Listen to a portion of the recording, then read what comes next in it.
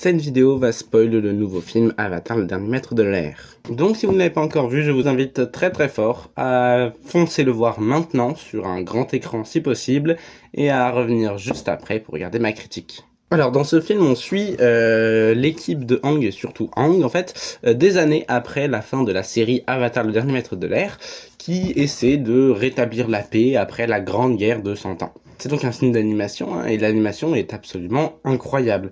Genre vraiment chaque plan est magnifique, ça pourrait être un tableau qu'on encadre.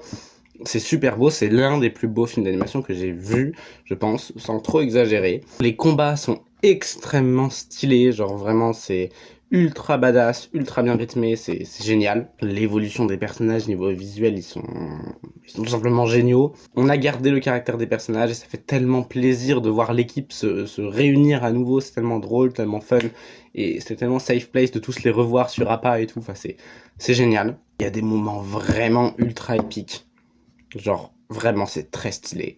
Mais, il y a un défaut, un gros défaut, c'est l'écriture. Alors attention, hein, c'est pas un mauvais film, c'est pas un film qui est mal écrit, c'est pas une histoire de merde, hein, je vous rassure. Mais malheureusement, l'écriture laisse un peu à désirer. En fait, déjà, il y a beaucoup de personnages qui sont laissés énormément au second plan.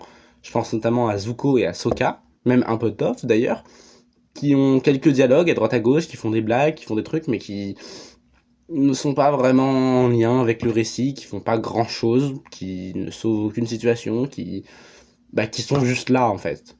Et c'est franchement dommage. Déjà parce qu'on les aime beaucoup, mais surtout parce que par exemple un personnage comme Sokka, qui est le seul personnage à ne pas avoir de pouvoir dans l'équipe de Aang, c'est dommage qu'il n'ait pas plus d'importance, parce qu'on rappelle que l'un des arcs de ce film, c'est le fait qu'il y ait des gens qui n'aient pas de pouvoir, qui se rebellent, parce qu'ils trouvent que ça crée une hiérarchie entre les différents peuples, le fait qu'il y ait des gens qui ont des pouvoirs, d'autres qui n'en aient pas, et que du coup ça crée de la violence, ça crée des problèmes. On aurait clairement pu avoir une scène où la méchante, l'antagoniste, essaie de convaincre Sokka de rejoindre le mouvement des révolutionnaires anti-pouvoir. Mais non.